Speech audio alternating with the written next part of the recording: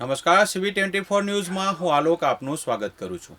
આજે સવારના 6 થી 8 વાગ્યા દરમિયાન રાજ્યના 121 તાલુકામાં ધોધમાર વરસાદ વરસ્યો છે, જેમાં અમરેલીના રાજુલામાં સૌથી વધુ 6 ઇંચ વરસાદ નોંધાયો હતો।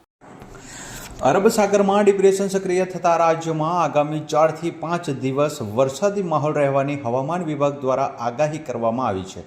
ત્યારે આજે અમરેલી, ગીર સોમનાથ, બોટાદ અને દીવમાં ભારેથી અતિભારે વરસાદની આગાહી આપવામાં આવી છે, જ્યારે કચ્છ, બનાસકાંઠા, પાટણ, મહેસાણા, સાબરકાંઠા, ગાંધીનગર, અરવલ્લી, મહીસાગર, ખેડા, અમદાવાદ, સુરેન્દ્રનગર, આણંદ, ભરૂચ, સુરત, નવસારી અને દાદરાનગર હવેલીમાં ભારે વરસાદને લઈ યલો એલર્ટ આપવામાં આવ્યું છે।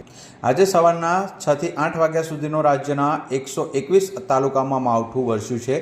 2 કલાકમાં સૌથી વધુ વરસાદ અમરેલીના રાજુલામાં 6 ઇંચ તો સૌથી ઓછો પાટણના સમીમાં 1 મીમી વરસાદ નોંધાયો છે। અમરેલી પંથકમાં ભારે વરસાદને પગલે ચોમાસા જેવી કપરી સ્થિતિ જોવા મળી રહી છે। નદીઓ બે કાંઠે વહેવાની સાથે જ ગામમાં પણ નદીની જેમ પાણી વહી રહ્યા છે। અમરેલી, રાજુલા અને જાફરાબાદ પંથકમાં ભારે વરસાદને પગલે સોમનાથ ભાવનગર નેશનલ હાઈવે પર પાણી ફરી વળતા વાહન ચાલકોને ભારે હાલાકી થઈ રહી છે। તો બીજી તરફ રાજુલાના ધાતરવડી ડેમ 2ના પાણી ગ્રામોમાં પ્રવેશતા ધારાનાનેસ ગામ સંપર્ક વહોણું બન્યું છે। ધારાનાનેસમાં પૂરના કારણે વીજપોલ ધરાશાયી થયો છે, જેનો લાઈવ વિડીયો પણ સામે આવ્યો છે। તમામ ખેતરો જાણે સરોવર હોય તેવા દ્રશ્યો જોવા મળી રહ્યા છે।